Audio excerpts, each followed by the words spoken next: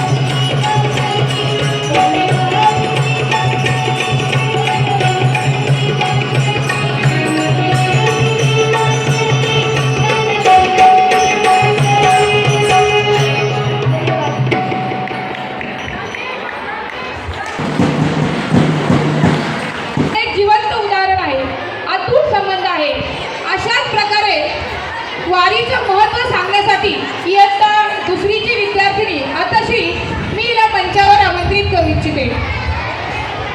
वारी म्हणजे केवळ पायी जाण्याचा प्रवास नव्हे, वारी म्हणजे केवळ पायी जाण्याचा प्रवास नव्हे तर जीवनात येणारे विविध अनुभव या वारीतून आपल्याला या ठिकाणी पाहायला मिळतात। तर आताशी आपल्याला याबद्दल तिचे विचार व्यक्त करणार आहे।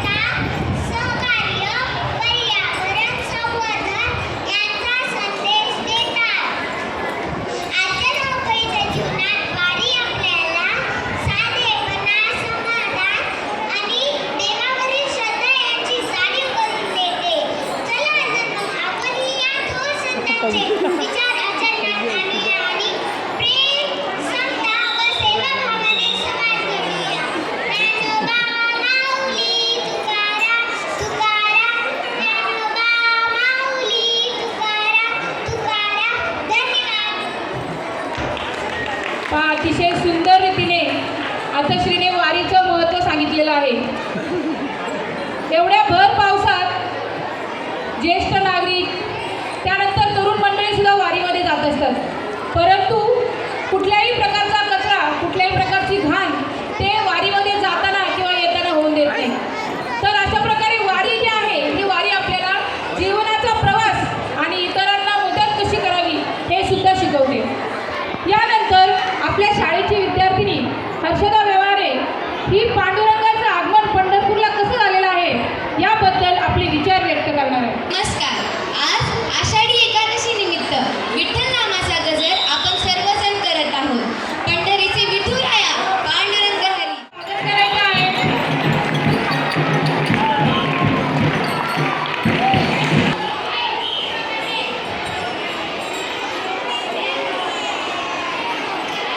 आपल्या छोट्याशा कार्यक्रमाला सरांनी त्यांची उपस्थिती दिली त्याबद्दल मी सरांचे याची छोटीशी कथा मी तुम्हाला सांगणार आहे.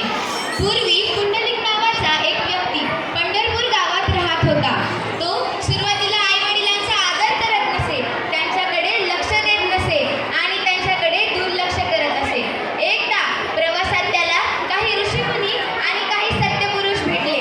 त्यांच्या वागणुकीचा पुंडलिकावर खूप चांगला परिणाम पडला आणि त्या दिवशी जास्त चित्ताने ऐकायचंय ती काय सांगते ते. पुंडलिक पूर्णपणे बदलले. त्यांना आपल्या चुकीची जाणीव झाली. ते आपल्या आई वडिलांची सेवा खूप प्रेमाभावाने करू लागले. पुंडलिकाच्या या मातृपितृ सेवेवरती भगवान श्री विठ्ठल अत्यंत प्रसन्न झाले. आणि स्वयं त्यांना भेट देण्यासाठी त्यांच्या घरी आले.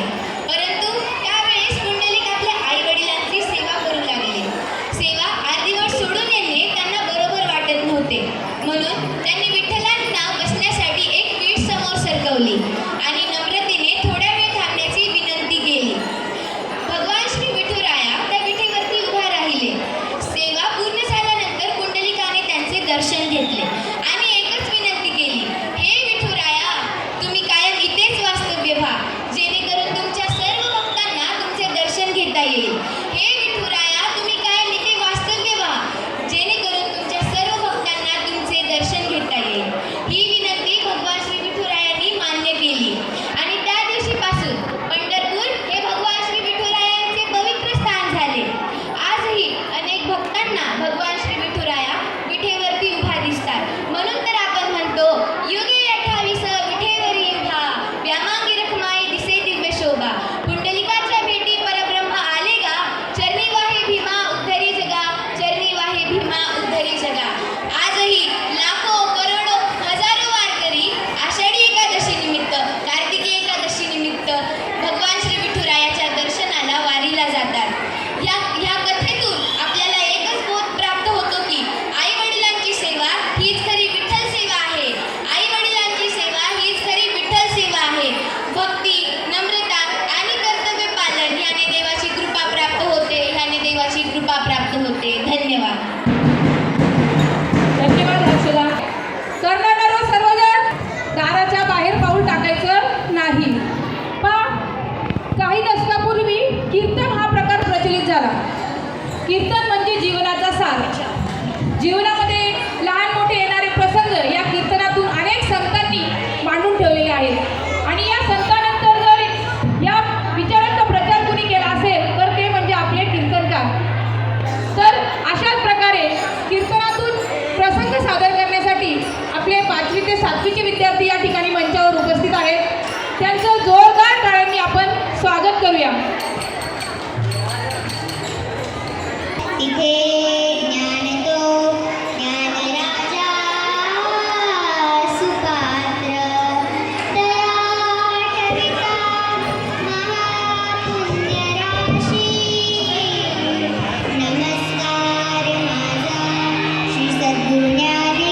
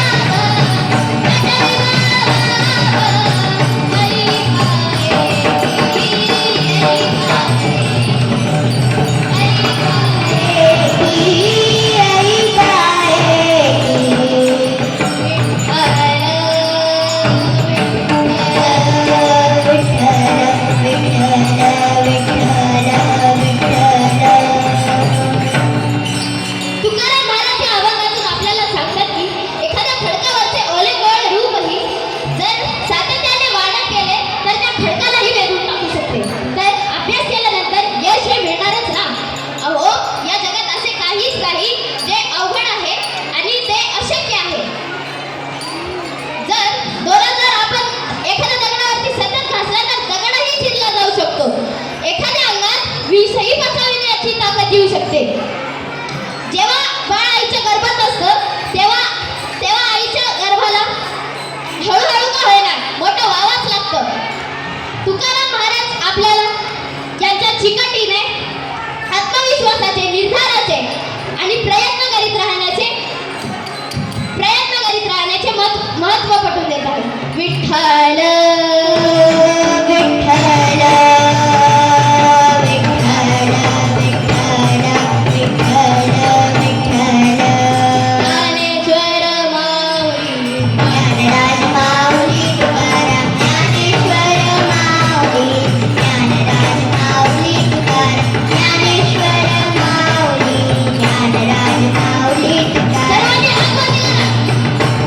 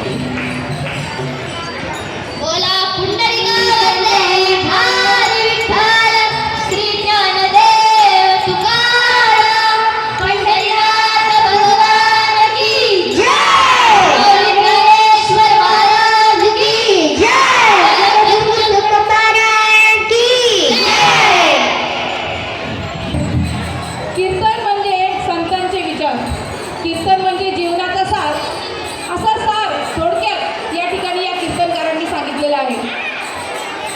आपण तर पंढरपूरला जाऊ शकत फक्त नृत्य नाहीये, तर आपण ज्या वारीला या ठिकाणी जाऊ शकत नाही ती वारी कशी घडते, त्या वारीमध्ये काय काय प्रवास होतो, हा प्रवास या ठिकाणी आपले चिमुकले वारकरी आपल्या समोर सादर करणार आहेत. तरी या वारकऱ्यांसाठी सर्वांनी हात वर करून टाळ्या वाजवायच्या आहेत. सर्वांनी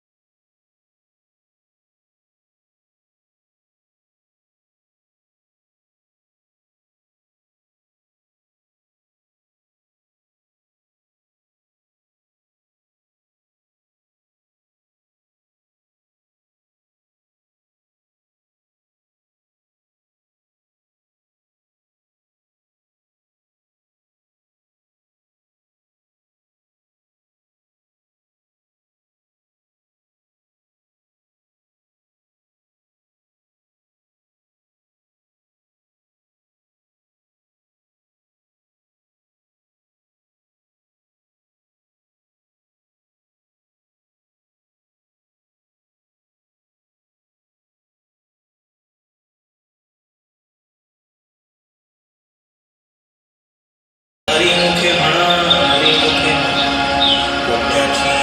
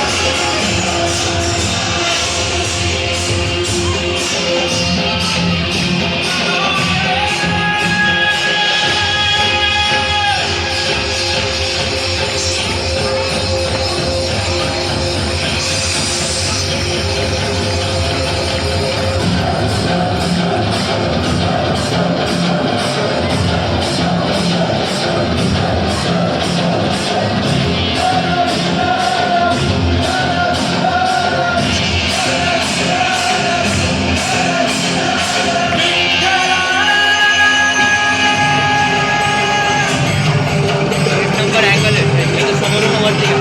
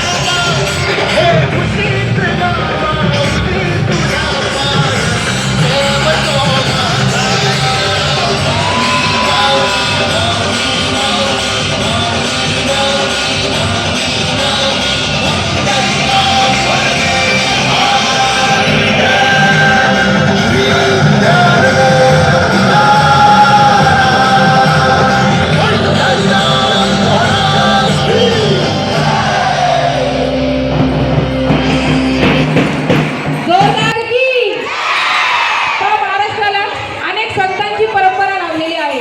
संत तुकाराम, संत ज्ञानेश्वरांनी आपल्याला जीवनाचा अर्थ सांगितलेला आहे. यह कहानी एक विठल भक्त गोरा कुंभार की है.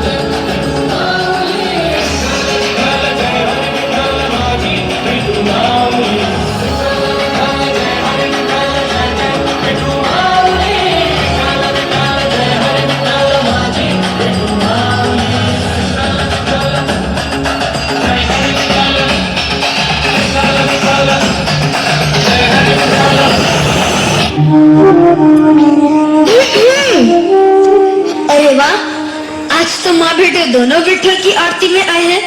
कुछ समय उस विठल को भूलकर घर परिवार में ध्यान दे दे तो आपकी बड़ी कृपा होगी. विठल भी तो हमारे परिवार का हिस्सा है. हाँ हाँ, तो परिवार के सारे सदस्यों से मिलने का समय बराबर बराबर बांटना चाहिए ना. देखो, इस विठल ही तुम्हें मेरी अर्धांगिनी के रूप में चुना और ये नन्हा बालक भी उसी विठल की ही देन है. हाँ हाँ, विठल की ही देन है. तो उसी विठल का प्रसाद समझकर कभी लीजिए ना अपने हाथों में, कभी अपने गोद में बिठाकर खिलाइए ना इसको. यदि आप सारा लाडकर उस विठल पर ही नौछावर कर दोगे तो इस नन्हे विठल के हिस्से में क्या आएगा? ये गीली मिट्टी. विठल, अब दोनों विठल को आप ही संभालिए. मुझे कुएं से पानी लेने जाना है, ध्यान रखिएगा. आज अपने विठल के लिए मटका बनाऊंगा और प्रतिदिन इस मटके में पानी भर के अपने विठल को स्नान कराऊंगा.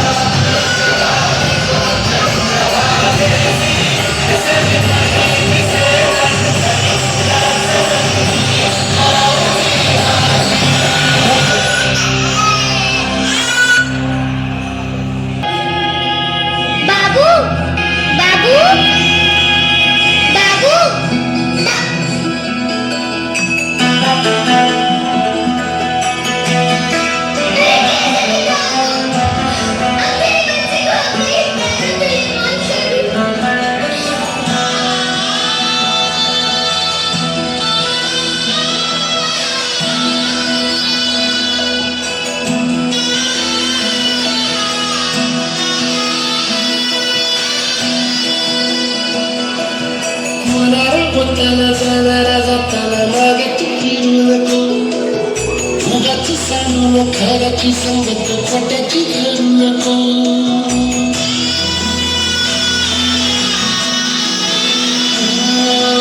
होणारा होताना जाणारा जाताना मागे तू फिरू नको उगाच सांगू नको खऱ्याची संगत खोट्याची धरू नको येईल दिवस तुझ्याही माणसाची घर सोडू नको तुझ्या हाती राहणार सारी संग जल काळजी रे देवा काळजी रे माझा देवा काळजी रे देवा काळजी रे माझा देवा काळजी रे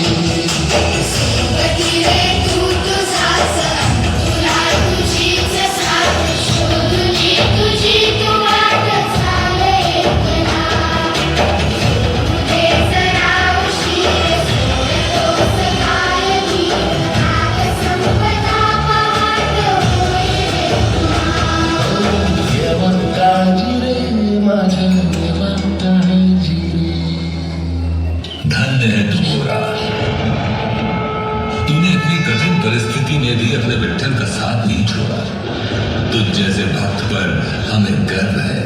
तुम भी धन्य हो माते जो अपने पुत्र के लिए भगवान तक से लड़ने को तैयार रहे। जैसे शांति के लिए उसका पुत्र है वैसे ही मेरे लिए है और कोई अपने पुत्र को दुखी नहीं देख सकता।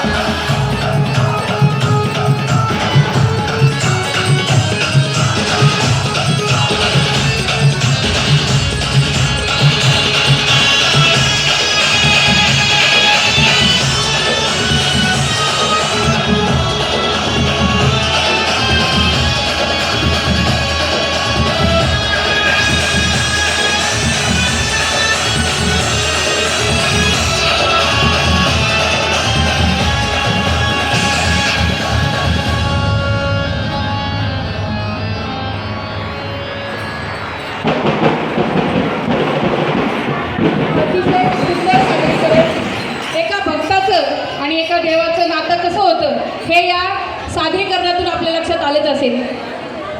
संत आणि विठ्ठल यांचं अतूट नातं या दृश्यातून आपल्या लक्षात आलं. आजचा हा सुंदर कार्यक्रम समारोपाच्या दिशेने वाटचाल करत आहे. समारोपाची सांगता करण्यासाठी मी संत श्रेष्ठ ज्ञानेश्वर माऊली यांच्या पसायदानाची या ठिकाणी सूचना करते. विश्वकल्याणाच्या प्रार्थनेने या ठिकाणी आपण या समारोपाची सांगता करणार आहोत. पसायदान म्हणजे केवळ एक अभंग नव्हे तर हे सर्व जीवनाचे सार आहे. संत श्रेष्ठ ज्ञानेश्वर माऊली यांनी या पसायदानाची रचना केलेली आहे. तरी सर्वांच्या सुख, शांती आणि समृद्धीचा संदेश देणारे हे पसायदान इयत्ता 8वी ते 10वीचे विद्यार्थी या ठिकाणी सादर करणार आहेत. या पसायदानामध्ये आपल्याला प्रेम, बंधुभाव आणि मानवतेचा संदेश दिला गेलेला आहे. सर्वांनी शांत चित्ताने हे पसायदान ऐकूया आणि ते आत्मसात करूया. आणि याच पसायदानाचा अर्थ आज आम्ही तुमच्या समोर उलगडून सांगणार आहोत. आता विश्वात मके देवे येणे वाग्यज्ञे तोषावे तोषोनी मज द्यावे पसायदान हे.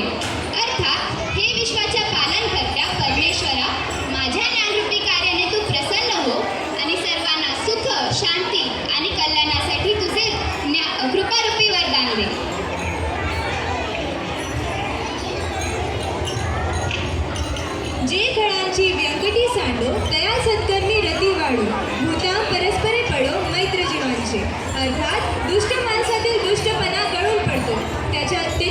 समाजातील चांगल्या कामाकडे वळो व पशु पक्षी प्राणी व सर्व सजीवांमध्ये पितृत्वाची भावना निर्माण हो. दुरितांचे तिमिर जाओ विश्व स्वधर्म सूर्य पाहो जो जे वांछिल तो ते लाहो प्राणी जातो. जगातील पापांचा वाईट विचारांचा अंधार नष्ट हो. या विश्वाला कर्तव्याच्या व स्वधर्माच्या प्रकाशाचे दर्शन घडो. या जगातील प्रत्येक सजीवाला जी जी इच्छा असेल ती ती पूर्ण होवो. सर्वे सुखी राहो.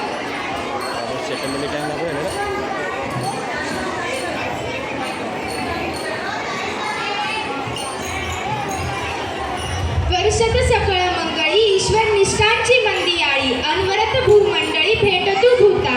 या ओवींचा अर्थ असा होतो की पृथ्वीवर सतत सर्व कल्याणकारी गोष्टींचा वर्षाव करणारे आणि ईश्वरावर अढळ श्रद्धा ठेवणारे जे संत सज्जन आहेत ह्या संतांचा समूह या पृथ्वीवरील लोकांना सतत भेटत राहू.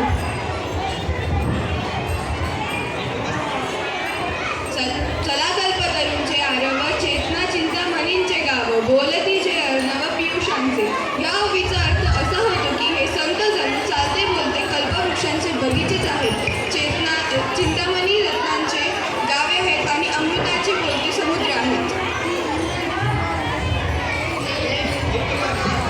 चंद्रमणीचे आरव चेतना चिंतामणीचे गाव बोलते जे अर्णव पियुषांचे. त्याचा अर्थ चंद्रासारखे शीतल असलेले संत जसा चंद्रावर एखादा डाग असतो तसा त्यांच्यात नाही आणि जसा सूर्य तापदायी असतो तसे ते नाहीत. असे सज्जन संत आपल्या सर्वांना लक्षात राहतात.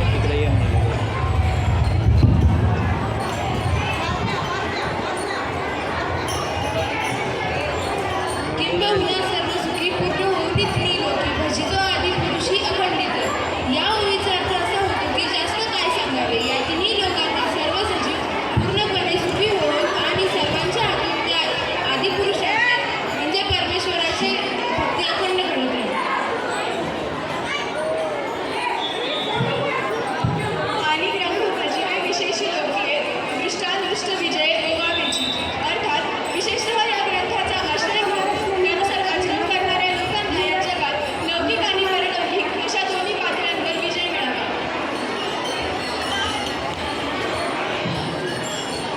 येथे म्हणे श्री विश्वेश्वराव हा होईल दान पिसाव येणे वरे ज्ञानदेव सुखिया झाला. अर्थात ज्ञानेश्वरांच्या विनंतीवर विश्वाचे स्वामीच म्हणजे गुरु निवृत्तीनाथ म्हणाले हा मागितलेला कृपाप्रसाद तुला नक्कीच मिळेल. हे वर ऐकताच ज्ञानेश्वरांचे मन अति आनंदी व सुखी झाले.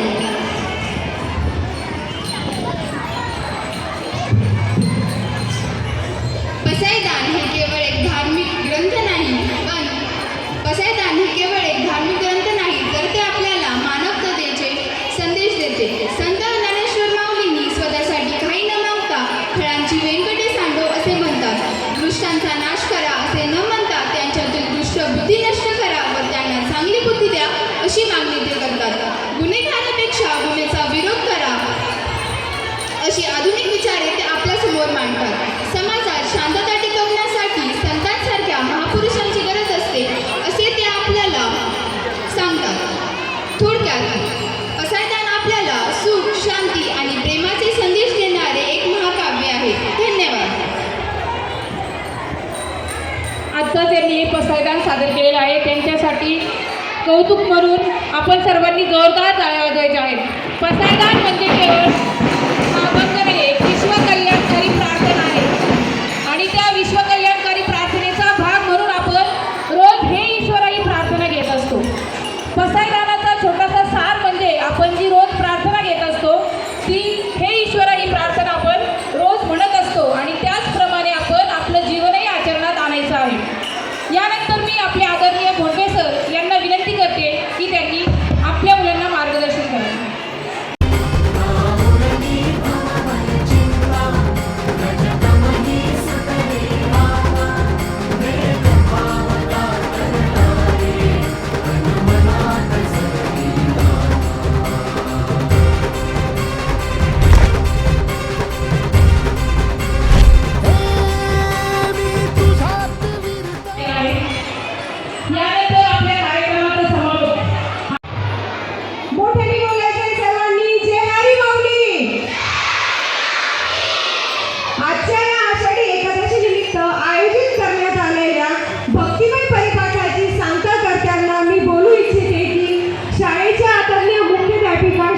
दत्ता मॅडम, उपमुख्याध्यापिका श्रीमती राणी मॅडम, शिक्षण विभाग प्रमुख श्रीमती जैना मॅडम यांनी सर्वांनी हे कार्यक्रम यशस्वीरित्या पार पाडण्यासाठी त्यांचे अथक परिश्रम,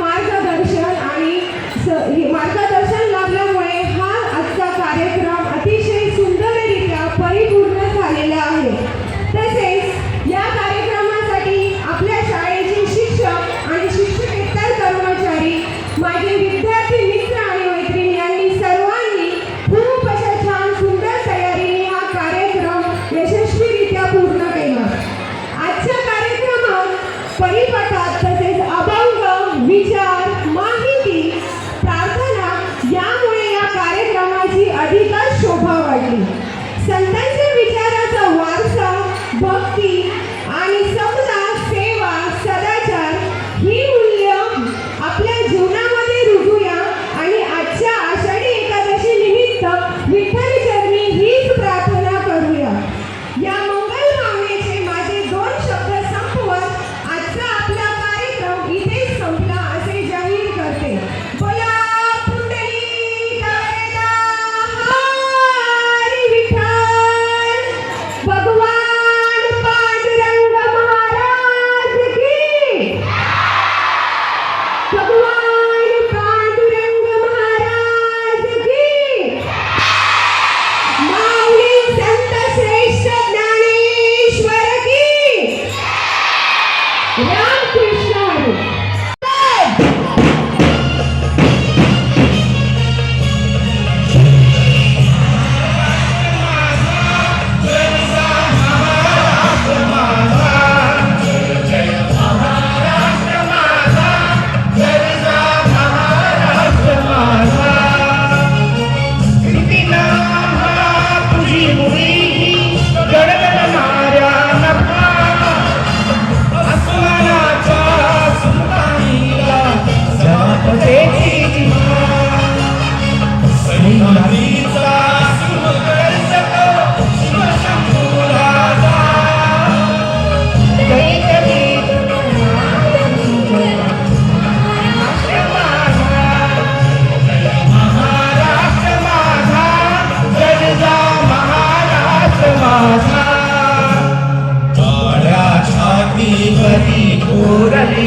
अभिमानाची लेणी, हो नदी पण घटे